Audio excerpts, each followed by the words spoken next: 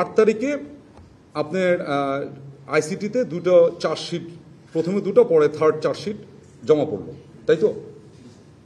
8 তারিখে এটা টিভি স্ক্রলে আসা শুরু করেছে বেলা 11টা 12টা 1টা দিক থেকে। তা আমি যেটা বলছিলাম, আমাদের ওই যে আমরা যে রুমে বোর্ডে কার্যক্রমের ভিতরে থাকি, ওখানে কোনো ইলেকট্রনিক ডিভাইসও যায় না, টিভি তো দূরের কথা। সো আমরা কোনো একটা ব্রেকে যদি বের হইতাম, নামাজের ব্রেক বা লাঞ্চের ব্রেক, তখন আমরা জানতে পারছি যে টিভির স্ক্রলে বা সোশ্যাল মিডিয়াতে বা কোনো না কোনোভাবে জানতে পারছি যে চার্জশিট জমা হয়েছে বা চার্জশিট ট্রাইব্যুনালে আইসিটিতে এটা অ্যাকসেপ্টেড হয়েছে ইত্যাদি ইত্যাদি। তো আমরা যেরকম এরকম নামাজের ব্রেকে যখন বেরিয়েছি, দুপুরের লাঞ্চ এবং নামাজের ব্রেকে, তখন আমরা জানতে পেরেছি যে টিভির মাধ্যমে যে এরকম চার্জশিট প্রথমে 1, 2, পরে আরেকটা শুনলাম যে 3 নম্বর চার্জশিটও জমা হয়েছে।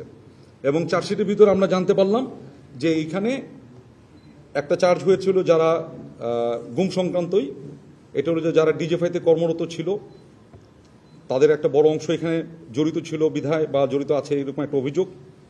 আরেকটা আছে র্যাবের টিএফআই নিয়ে, এবং আরেকটা ছিল সেটা 5 আগস্টের রামপুরা ইনসিডেন্সের উপর ভিত্তি করে, তাই তো? ঠিক, এটুকু তো আমরা সবাই জানি। তো এইটা ঘটার পরে যেটা হলো, ওখানে কতগুলো কথা বলা ছিল, যেমন ধরেন সাথে সাথে ওয়ারেন্ট অফ অ্যারেস্ট ওয়ারেন্ট যেটা, সেটাও ইস্যু হয়ে যায়। তো ইস্যুটার ক্ষেত্রে আপনারা সাংবাদিক, আমাদের থেকে আপনারা এটা বেশি জানেন। সেটা হচ্ছে যে এই ওয়ারেন্টটা ইস্যু করে ট্রাইব্যুনাল থেকে, করার পরে এটা কার কাছে যায়? পুলিশের কাছে, আইজিপির কাছে যায়। তাকে একটা ডেট দেওয়া আছে, 22 তারিখের ভিতরে এটা তাকে কার্য সমাপ্ত করতে বলেছেন।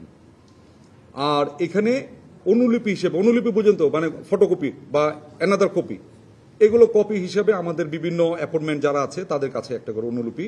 আমরা এটা সোশ্যাল মিডিয়াতে দেখেছি এবং টিভির স্ক্রলে কেউ কেউ এটা দিতে পেরেছেন, কেউ কেউ দিতে পারে না, বাট আমরা সোশ্যাল মিডিয়াতে দেখেছি এরকম চার্জশিটের অনুলিপির ভিতরে কারো কারো আছে।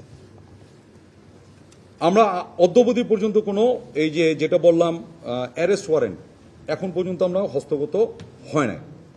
এটা আপনার বিষয়টা কিন্তু আইনি বিষয়, এটা কোনো অন্য কোনো চিঠি বা অন্য কোনো কিছু না যে ইলেকট্রিসিটি বিল আসলো সেই ইলেকট্রিসিটি বিল দিল না কেন, এটা কিন্তু আইনি বিষয়। আপনারা একটু খেয়াল করে দেখেন, এটা আসার কথা, তার একটা প্রেসক্রাইব রুট আছে, সেটা পুলিশের মাধ্যমে আসবে, ইন্ডিভিজুয়ালের কাছে পৌঁছাবে, ইন্ডিভিজুয়াল এটা রিসিভ করবেন, ওটা সাইন করবেন, ডকুমেন্ট এটা ফেরত যাবে, কোর্ট অ্যাকনোলেজ করবেন যে যার এটা ইস্যু হয়েছিল সেটা রিসিভ করেছে, তাই তো?